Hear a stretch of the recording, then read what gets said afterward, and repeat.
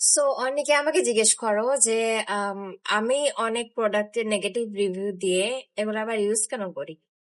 আচ্ছা, আমি যে এতগুলো টাকা দিয়ে এটা কিনেছি, মানে এতগুলো খারাপ প্রোডাক্ট আমার কাছে আছে, আমি ওগুলো কি করব? আমি কি এগুলো ফেলে দিব, নাকি আমি অ্যাটলিস্ট ইউজ করব?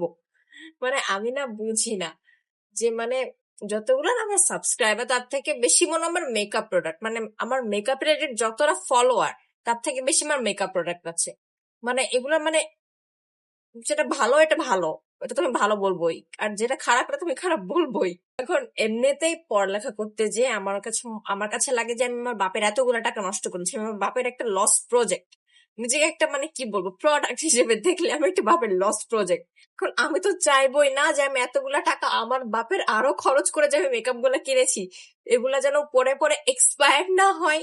এগুলো যেন আমি আরেকটু ইউজ করতে পারি, আমার বেস্টটা ইউজ করতে পারি, যেন আমি যতটুকু টাকা বাঁচানো সম্ভব এতটুকু বাঁচাতে পারি, বা যতটুকু ইউটিলাইজ করা পসিবল এতটুকু আমি ইউটিলাইজ করতে পারি। ওই যে আমি এত কথা কেন বলছি, ও যাই হোক, দ্যাটস ইট।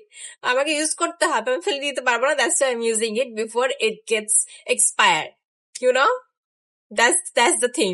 প্লিজ একটু বোঝার চেষ্টা করো। নেগেটিভ রিভিউ দিয়ে এগুলা ইউজ করতে হয়, কি করবো, কিছু করার নাই, বিকজ আই এম গরিব।